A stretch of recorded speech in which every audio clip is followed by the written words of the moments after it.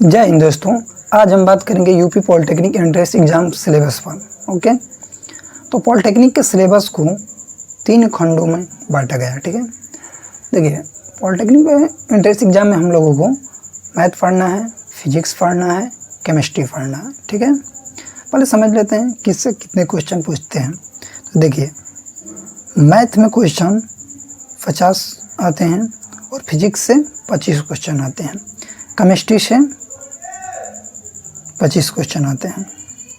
Number of question की हम बात करें तो नंबर ऑफ क्वेश्चन 100 होते हैं। ठीक है, 50 मैथ के थे, 25 केमिस्ट्री के और 25 फिजिक्स के थे। ठीक है, तो और प्रत्येक देखिए अब हम लोग बात करते हैं कि एक क्वेश्चन कितने नंबर का होता है और क्या नेगेटिव मार्किंग होती है, कैसे। तो देखिए एक क्वेश्चन 4 नंबर के होते हैं और देखिए कोरोना से पहले ऑफलाइन पेपर होता था। ठीक है, बट कोरोना जब आया उसके बाद से तो कंप्यूटर बेस्ड एग्ज़ाम होने लगे, तो उसमें निगेटिव मार्किंग था। लेकिन इस बार 2023 के एग्ज़ाम में निगेटिव मार्किंग्स को हटा दिया गया है।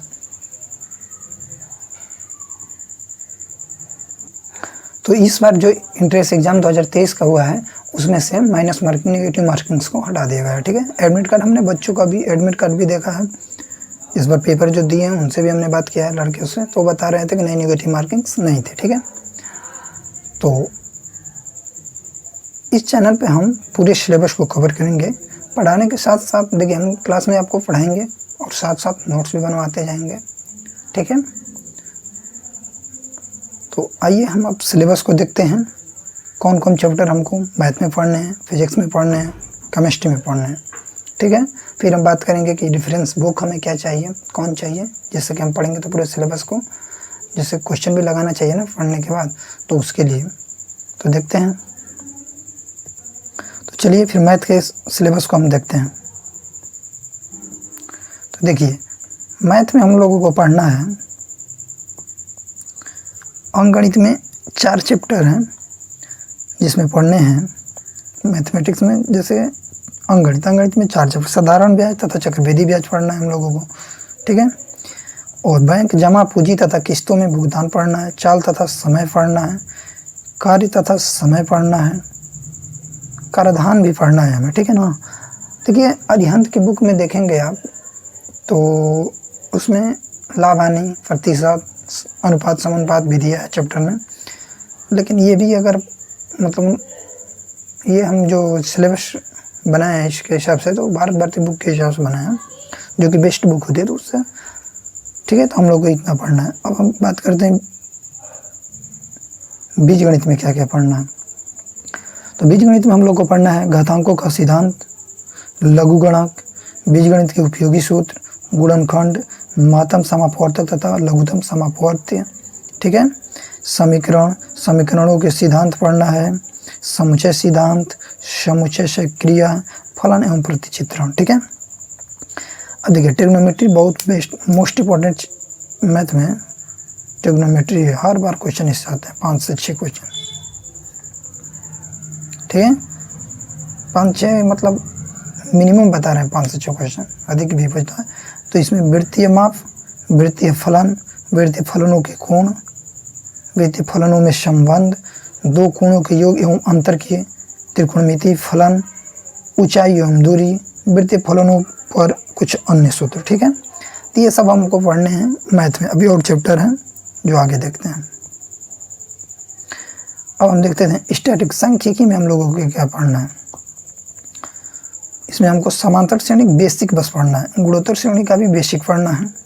उसके बाद समांतर माध्य हम लोगों को पढ़ना है, गुणोत्तर माध्य पढ़ना है, हरात्मक माध्य पढ़ना है, भारित माध्य पढ़ना है और माध्यिका पढ़ना है और बहुलक पढ़ना है। ठीक है, अब हम देखते हैं निर्देशांक ज्यामिति में क्या पढ़ना है। तो कोऑर्डिनेट ज्यामिति में बिंदुओं के निर्देशांक पढ़ेंगे और सरल रेखा से जो भी रिलेटेड सूत्र होते हैं उनको हम पढ़ेंगे। अब देखते हैं रेखागणित। रेखागणित में पाइथागोरस का सिद्धांत पढ़ना है, वृत्त पढ़ना है, स्पर्श रेखा, एकांतर, वृत्तखंड तथा जीवाखंड। अगला चैप्टर बिंदुपथ का होगा। फिर अगला चैप्टर हम समरूपता पढ़ेंगे। ठीक है, मेंसुरेशन में क्षेत्रफल निकालना। ठीक है ना, समतलाकृति होगा। अब देखिए ज्योमेट्री को में भी देखिए ज्योमेट्री होगा, कोऑर्डिनेट ज्योमेट्री, रेखा गणित, सॉलिड ज्योमेट्री। सॉलिड ज्योमेट्री में हम लोग को आयतन निकालेंगे, घन फ्रिज में पढ़ना है, वेलन पढ़ना है, लंब पिरामिड तथा लंब वृत्तीय शंकु, गोला और उसके भाग। ये सब चैप्टर थे मैथ के। इतने चैप्टर हम लोगों को मैथ में पढ़ना है। अब हम लोग देखते हैं फिजिक्स में हम लोगों को क्या पढ़ना है। तो फिजिक्स में हम 5 पार्ट में बांटे हैं। देखिए मैकेनिक्स, लाइट, उष्मा, इलेक्ट्रिसिटी ध्वनि, और ये बोले तो मैग्नेट चुंबकत्व।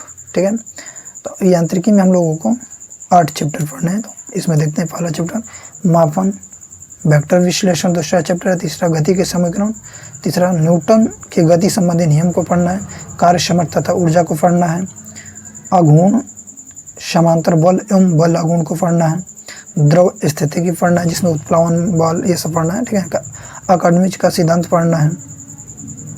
अब हम बात करते हैं लाइट में हम लोग को। इसमें पढ़ना है लाइट में प्रकाश का प्रवर्तन, प्रकाश का अपवर्तन, पतले लेंसों में अपवर्तन, प्रकाशिक यंत्र पढ़ना है, मानव नेत्र पढ़ना है, प्रिज्म पढ़ना है। अब बात करते हैं हम लोग उष्मा में क्या पढ़ना है। तो उष्मा में हम लोग को टेम्परेचर, ताप पढ़ना है, पदार्थ के आणविक सिद्धांत पढ़ने हैं, ऊष्मीय सिद्धांत पढ़ना है, ऊष्मीय प्रसार पढ़ना है, विशिष्ट उष्मा तथा गुप्त उष्मा पढ़ना, ऊष्मीय विकिरण पढ़ना है, और ध्वनि में ध्वनि ही चैप्टर पढ़ना है। ठीक है, और भी चैप्टर है फिजिक्स में, उसको देखते हैं। फिजिक्स में ये चैप्टर है, जैसे इलेक्ट्रिसिटी में हम लोग को पढ़ना है विद्युत धारा, विभव, विद्युत सेल क्या होता है, ओम का नियम, प्रतिरोधों का संयोजन, सेलों का संयोजन, ये सब पढ़ना है। धारा के अनुप्रयोग पढ़ेंगे।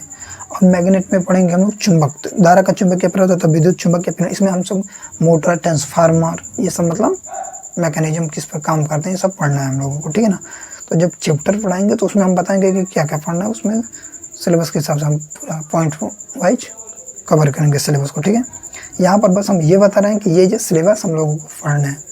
ठीक है,